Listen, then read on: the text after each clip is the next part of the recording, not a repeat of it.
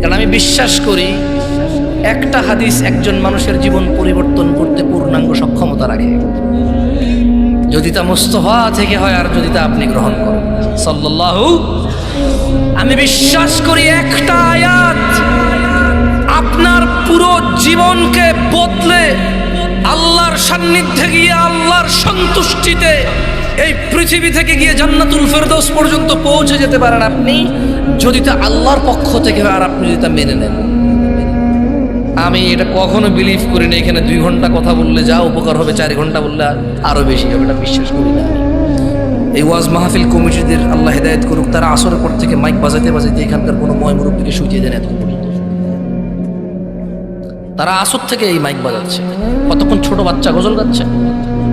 ভাই আপনি বলে ফেলি না, আমি তো কি করবো, সরি। তারা আসর থেকে মাইক বাজানো শুরু করছে, ছোট বাচ্চা গজল গাইবে নাইলে কিছু করবে, ওদের মানে বলছে তো বলছে সেই বিকাল 3টা 2টা শুরু হলো, 2টা 3টা 4টা 5টা 6টা 7টা 8টা 9টা 10টা, এখন বাজে 11টা, টানা 10 ঘন্টা এই এলাকার মানুষকে তারা যন্ত্রণা দিচ্ছে। তারপর কতক্ষণ বলবে মানুষ, কতক্ষণ শুনবে মানুষ? একটা মানুষ তো।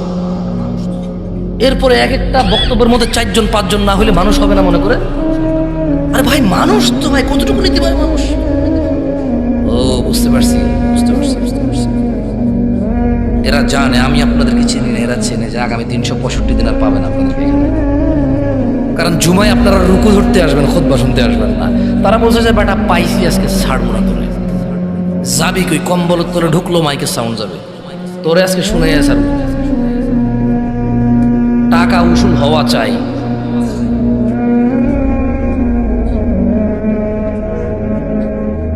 মনোযোগ দিয়ে শুনবেন। عن عبد الله بن مسعود رضي الله عنه قال, আব্দুল্লাহ ইবনে মাসউদ রাদিয়াল্লাহু আনহু থেকে বর্ণিত, তিনি বলেন আল্লাহর নবী সাল্লাল্লাহু আলাইহি ওয়াসাল্লাম বলেছেন। কোন সাহাবী? আমি কিন্তু প্রশ্ন করব, আমি ঠিক বেঠিক জিজ্ঞেস করবো না, প্রশ্ন করবো, একটু জবাব দিন, তাইলে আমি বুঝতে পারবো যে আমার এই কষ্ট করে আসা সার্থক। অ্যাটলিস্ট আপনি শুনেছেন, বলেছেন, বাকি মানা না মানা তো আপনি আর আপনার রব জানে। কে জানে? আপনি আর আপনার। ওখানে আমার কোনো ক্ষমতাই নাই ভাই। উনি যদি আপনাকে ক্ষমা করে আমাকে পাকড়াও করে, আমার কি কেউ বাঁচানোর মতো লোক থাকবে না? উনি যদি পুরো পৃথিবীর মানুষকে পাকড়াও করে, কেউ বলার ক্ষমতা রাখে কিছু? ওনার ক্ষমতা, ওনার দক্ষতা, ওনার কৌশল, ওনার মালিকানায় আমি কোনো কথা বলতে চাই না। আল্লাহ আমাকে আশ্রয় দিক, ওনার মালিকানা নিয়ে আমি কথা বলি, যাতে আল্লাহ আমাকে আশ্রয় দেয়। আপনারা কাকে সিজদা দেন, কাকে দেন না? আরে আপনি সিজদা যখন দিচ্ছেন না, কাকে দিচ্ছেন না? সিজদার হকদার কে? তো যখন আপনি দিচ্ছেন না, কাকে দিচ্ছেন না? যখন আপনি দিচ্ছেন, কাকে দিচ্ছেন? আমার কিছু যায় আসে, এটা আমার ক্ষমতার ভিতরের কথা। যেদিন আপনি আমাকে সিজদা দিবেন, ওই দিন আমি বলবো হ্যাঁ তুই চুরি করস, তুই মিছা কথা করস, তোর নামাজ হয় না, তুই আমার সিজদা করছ, আমি গ্রহণ করলাম না। ওই দিন না আমি আমরা কইতে পারি। কিন্তু আপনি তো আমাকে সিজদাই দেন না। সিজদা দেন কাকে? দিতে থাকেন, যে যত কিছু বলুক সিজদা বন্ধ করিয়েন না, দিতে থাকেন। অনেক বড় নিয়ামত, যেদিন আল্লাহ কিয়ামতে বলবে দিতে, সেদিন পারবেন না, পিঠ শক্ত হয়ে যাবে, পারবেন না দিতে। আজকে দেন, ওই দিন পারবেন ইনশাআল্লাহ। সাহাবীর নাম কি? আমরা কথা বলছিলাম যে আল্লাহ সুবহানাহু ওয়া তাআলা বলছে যা নবী দিয়েছে তা নিয়ে নাও, যা তিনি নিষেধ করেছে তা বর্জন করো। কতটুকু দিয়েছে নবী? কতটুকু? দেখেন আব্দুল্লাহ ইবনে মাসউদ বলছেন, ইন্নাহু লাইসা শাইউন ইউকাররিবুকুম ইলাল জান্নাতি ইল্লা ক্বাদ আমারতুকুম বিহি। ও আমার উম্মতরা, নিশ্চয় এমন সকল কিছুই যা তোমাদের জান্নাতের নিকটবর্তী করে, যা তোমাদের জান্নাতের কাছাকাছি নিয়ে যাবে, তার প্রত্যেকটি আমি আদেশ করেছি, একটাও বাদ দেই নাই। কিসের 2024 আর কিসের 2025? কিসের 2100 সাল আর 2200 সাল? কিসের আগামী 1000 বছর পরে 3000 সাল আসবে? কিসের আগামী 2000 বছর পর 4000 সাল আসবে? এখন 2024। কিসের আগামী 1,00,000 বছর পরে 1,00,000 সাল আসবে, কিসের কি হিসাব করো তুমি? আব্দুল্লাহ ইবনে মাসউদ বলছেন, আল্লাহর নবী সাল্লাল্লাহু আলাইহি ওয়াসাল্লাম বলছেন রাদিয়াল্লাহু আনহু, বলছেন যে ইন্নাহু লাইসা শাইউন ইউকাররিবুকুম ইলাল জান্নাহ, ও উম্মতরা, এমন কোন কিছুই নাই যা জান্নাতের কাছাকাছি নেই, ইল্লা ক্বাদ আমারতুকুম বিহ, অথচ আমি তোমাদের আদেশ করিনি এমন একটা বিষয় নেই যা জান্নাতে নিয়ে যাবে তোমাদের। ওয়ালাইসা শাইউন ইউকাররিবুকুম ইলান নার,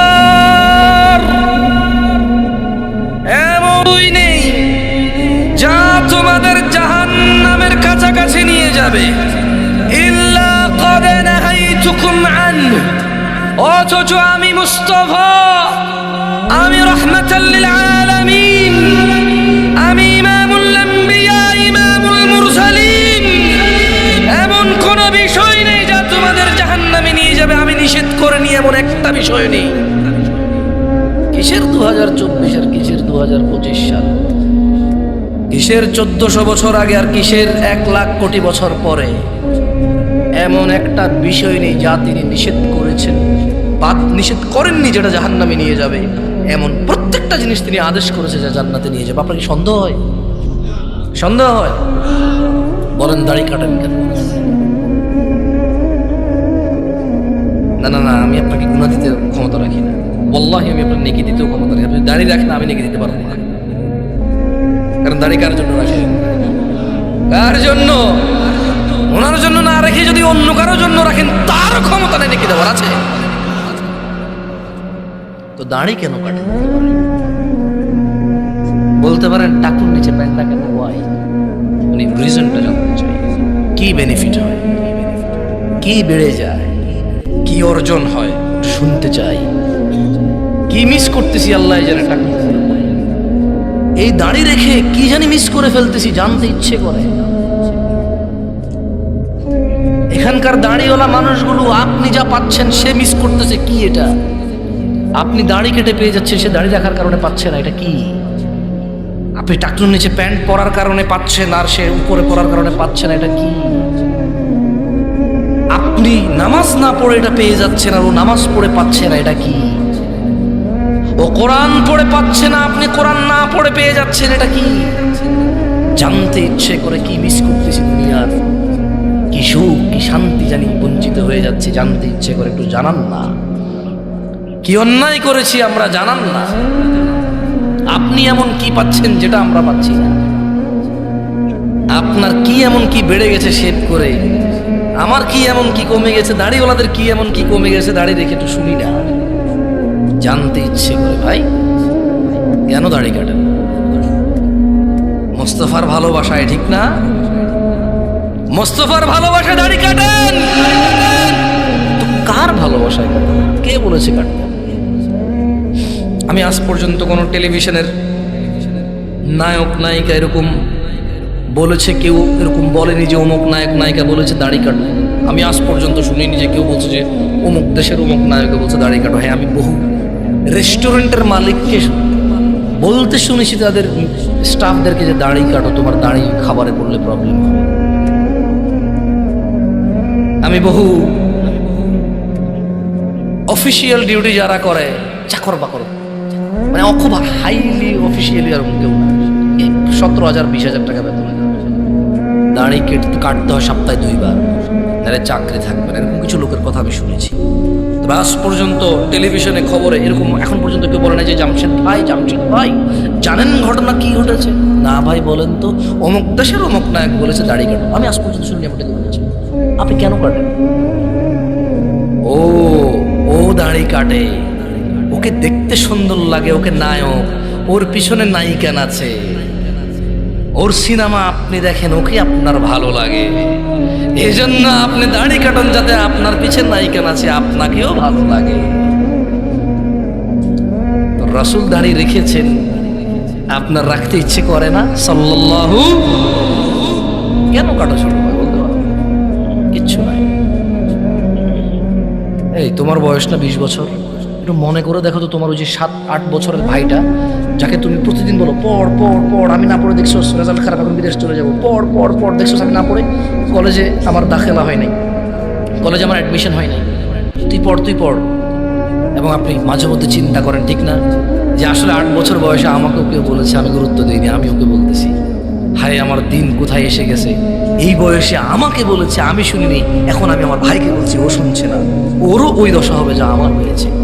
দাড়ি রাখেন, কোনো ক্ষতি নাই, আমি বলছি আপনি রাখেন। আপনি ওই ছোট ভাইয়ের মতো হয়েন না যাকে আপনি বলেন পড় পড় পড়, কাজে আসবে, আরো পড়ে না। আপনি ওর মতো হয়েন না, আপনি রাখেন দাড়ি। যাই হোক, লাস্ট একটা হাদিস, একটা আয়াত বলে আমি আমার বক্তব্য শেষ করব। সুবহানাল্লাহ, আমি কল্পনা করতে পারিনি প্রায় 50 মিনিট কথা বলে ফেলছি। আল্লাহু আকবার, বুঝতেও পারিনি। সুবহানাল্লাহ, লা ইলাহা ইল্লাল্লাহ, লা ইলাহা ইল্লাল্লাহ। আল্লাহ নবী সাল্লাল্লাহু আলাইহি সাল্লাম আবু হুরায়রা রাদিয়াল্লাহু আনহু থেকে বর্ণিত, কার থেকে? কার থেকে? কার থেকে? সবাই বলেন, কার থেকে? আবু হুরায়রা রাদিয়াল্লাহু আনহু থেকে বর্ণিত, তিনি বলেন যে قال رسول الله صلى الله عليه وسلم, আল্লাহ রাসূল সাল্লাল্লাহু আলাইহি ওয়াসাল্লাম বলেছেন, বাদা আল ইসলাম গরীবা, ইসলামের সূচনা হয়েছিল অপরিচিত অবস্থায়। অপরিচিত অবস্থায় কিসের সূচনা হয়েছিল? ইসলামের সূচনা হয়েছিল কি অবস্থায়?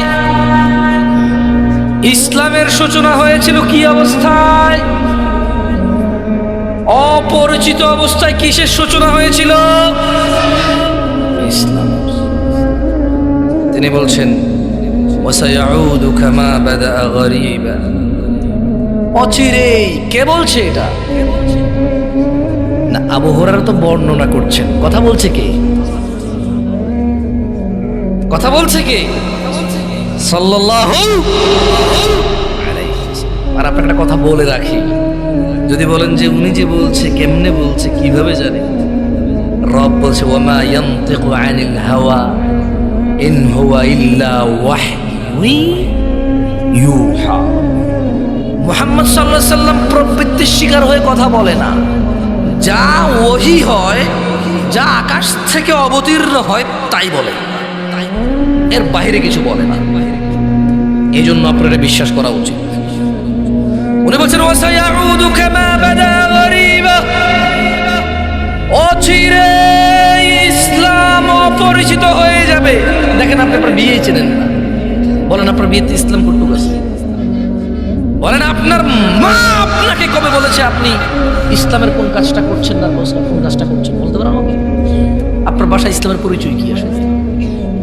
কি পরিচয় ইসলামের আপনার? বুঝলাম কোরআন পড়তে জানেন না, আমি মানলাম সুর করে পড়তে পারেন না, হয়তো এমনি পড়তে পারেন না, আমি মানলাম।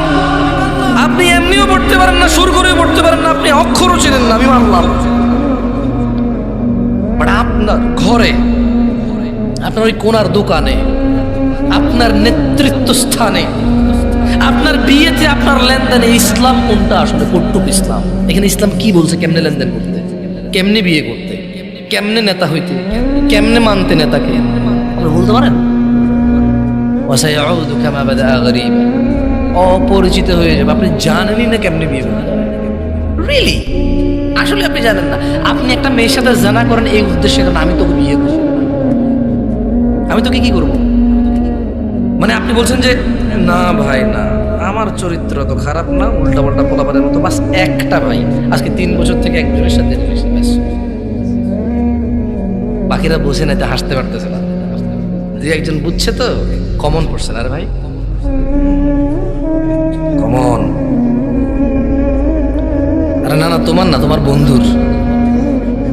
এবার হয়েছে খুশি তো? ও বলছে যে, মেয়ে বলছে যে না, চরিত্র একজনকে দিছি, একজনই বাস।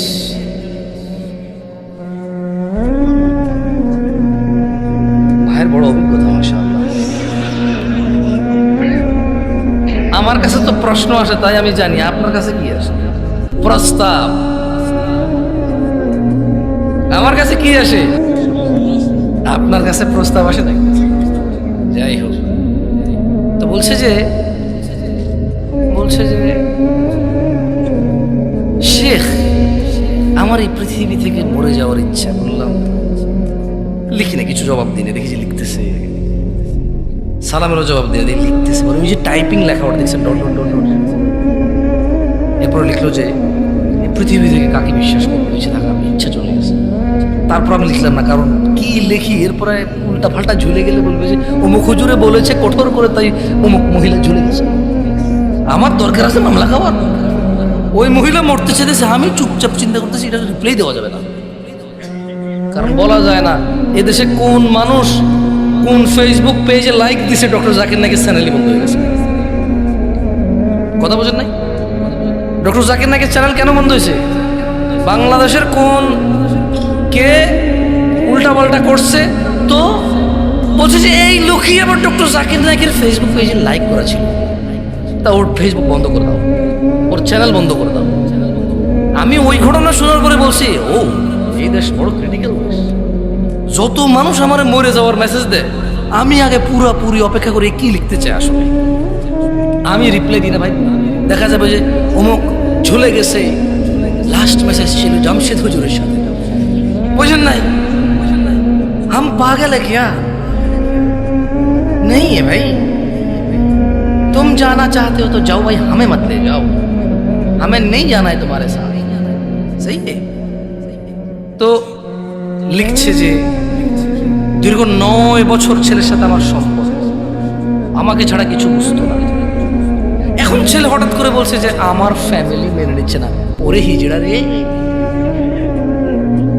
ছেলেদের মুখে এটা মানায় বলে? ছেলে তো নিজের অভিভাবকত্ব নিজেও নিতে পারে, পরিবারের অনুমতিতে বিয়ে করবে, পারিবারিক সৌন্দর্য বৃদ্ধি পাবে, জঞ্জাল ফিতনা ফাসাদ থেকে সে আশ্রয় পাবে, তার জীবনটা সুখের হবে। আদারওয়াইজ ছেলে তো 9 বছর প্রেম করেছে, পরিবার জানে না, সে অসুবিধা নেই। এখন বলছে যে ওর পরিবার এখানে বিয়ে মানছে না, মেয়ের একটু বয়স বেশি বেশি। তুই বেটা 9 বছর থেকে বিয়েই করেছে, তুই 15 বছর বয়সের সাথে পরিচয়, তো 24 বছর হয়ে গেছে না? বয়স তো বেশিই হবে। এই মহিলা কি পাগল? এবার আমি চিন্তা করলাম যে আচ্ছা এবার রিপ্লাই দেওয়া যায়। আমি বললাম যে এখন আপনার প্রশ্ন কি? ও আপনাকে বলছে যে ওই ছেলের কি হবে যে আমার সাথে 9 বছর প্রেম করে অন্তরঙ্গ সম্পর্ক ছিল, এখন বলছে আমাকে বিয়ে করবেন, ওর কি হবে? তা আমি ওকে উল্টা কোয়েশ্চেন করলাম যে এখন আপনার আপত্তি কি 9 বছর রিলেশন করে বিয়ে করেনি এখানে, নাকি 9 বছর রিলেশন করেছেন এখানে? আপত্তি কোনটা আসলে? নাকি দুইটাই আপত্তি আপনার? মানে আপনার অনুশোচনাটা কি? এক, আমাকে ধোঁকা দিয়েছে। 2, আমি 9 বছর জানা ব্যভিচারে লিপ্ত ছিলাম। মানে আপত্তিটা কোনটা? সে বললো যে আমার আপত্তি হলো ওই ছেলের কি গুনাহ হবে না আমাকে যে বিয়ে করে নেই? লিখছে আর কি। তো আমি লিখলাম যে মানে তার কি আপনাকে বিয়ে না করার গুনাহ নিয়ে আপনি চিন্তিত, নাকি আপনাকে বিয়ে না করে 9 বছর আপনার সাথে কথাবার্তা বাজে সম্পর্ক করেছে এইটা গুনাহ নিয়ে আপনি আপত্তি, নাকি দোনোটার গুনাহ নিয়ে আপনি আপত্তি? বললো যে বিয়ে করে নাই যেটা নিয়ে আমার আপত্তি। আমি বললাম ও, আর কিছু বলি নাই ভয়ে। আমি ওই যে বললাম পরে ঝুলে মুলে গেলে প্রবলেম। আমি বলেছি তওবা করে না, হারামের কোনো অধিকার থাকে না, হারামের কোনো কি থাকে না, হারামের কোনো দাবি দেওয়া থাকে না, জুলমের দাবি থাকে। কিসের দাবি থাকে? জুলুম অত্যাচারের দাবি থাকে, যে সে জুলুম করেছে, আমাকে আমার হক ফিরিয়ে দিক। সম্পর্কই হারামের অধিকারী, দুইজনই অপরাধী। তাহলে আপনি তওবা ইস্তেগফার করেন, ভালো হয়েছে। 9 বছর থেকে এক ছেলে বিয়ে না করে এক মেয়ের সাথে কথা বলে, এমন দুশ্চরিত্র মানুষের সাথে বিয়ে করার চাইতে না করা আপনার জন্য ভালো।